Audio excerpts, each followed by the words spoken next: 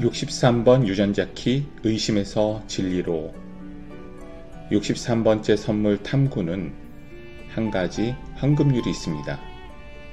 여러분이 어떤 것을 충분히 깊게 탐구한다면 관찰자와 관찰 대상들이 서로 복잡하게 연결되어 있음을 알게 된다는 것입니다.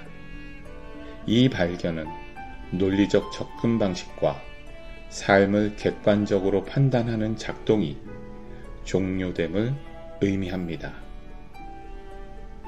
그 높은 주파수 수준에서 우리는 모든 현상들이 서로의 상호작용에 의해 강력하게 영향을 미치는 전일적인 통합 영역 속으로 들어가기 시작합니다.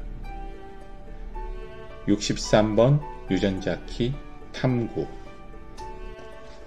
안녕하세요. 진키 앰베서더 마이클입니다. 오늘은 63번째 유전자 키 4번 라인의 날입니다. 63번 유전자 키의 그림자 의심은 논리의 출발점이자 과학적 사고를 위한 뛰어난 인류의 재능입니다. 휴먼 디자인에서 보면 63번은 헤드센터에 자리 잡고 있는데요. 저는 이곳을 사유의 공간이라고 부릅니다. 지난해 말부터 국립중앙박물관에서 국보 방가사유상 2점을 한 공간에서 상설 전시하고 있죠. 저는 그 뉴스를 보고 전시 오픈일 아침에 주저없이 달려갔습니다. 텅 빈 커다란 공간에 놓여진 2점의 방가사유상은 긴 고뇌 끝에 마침내 깨달음의 찰나에 도달한 시다르타 태자의 모습 그 자체였습니다. 저는 가상의 현실 같은 그곳에서 마음 가는 대로 발길을 옮기며 충분히 그 순간을 함께하였습니다. 두루 헤아리며 깊은 생각에 잠기는 시간을 제공하는 이 사유의 공간에서 일어나는 여정이 인생을 탐구하는 기본적인 태도를 잘 보여주고 있다는 생각이 들면서 63번 키를 묵상할 때 다시 연결이 되었습니다. 우리가 삶에서 어떤 일이나 인간관계를 시작할 때는 기대와 호기심 혹은 두려운 마음이 듭니다. 때론 기쁠 때도 있지만 이해할 수 없는 부분을 만나면 논리적 의심이 작동하고 이 의심에 대한 판단 근거를 과거에서 가져오는 순간 큰 장애물을 만나게 되죠. 과거의 그림자는 아직 일어나지 않은 일, 증명되지 않은 생각들로 우리 머릿속을 가득 채웁니다. 언제나 이런 문제는 우리를 해결되지 않은 고통 속으로 끌고 갑니다. 이 순간 우리에게는 두 개의 갈림길이 생깁니다. 하나는 고통을 직면하지 않은 채 주의를 맴도는 것이고, 다른 하나는 그 고통이 일어나는 생각에 집중하여 끊임없이 탐구하는 것입니다. 뷰티풀 마인드라는 영화를 혹시 아시나요?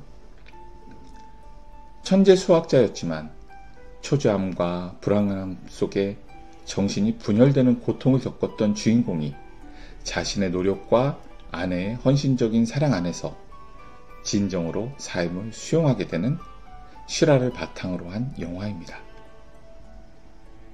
그는 천재적인 두뇌를 가졌지만 자신이 미쳤다는 자각을 하지 못하다가 자신이 상상 속의 인물들을 만들었음을 받아들이고 그의 와이프에게 도움을 요청하게 됩니다. 그 이후에도 존 내시의 망상은 사라지지 않았지만 그의 옆을 끝까지 지켜주는 아내의 사랑 속에 존 내시의 수학적 천재성을 불러일으킨 망상과 현실은 마침내 조화를 이루게 됩니다. 그리고 노벨상을 받으며 이렇게 말했죠.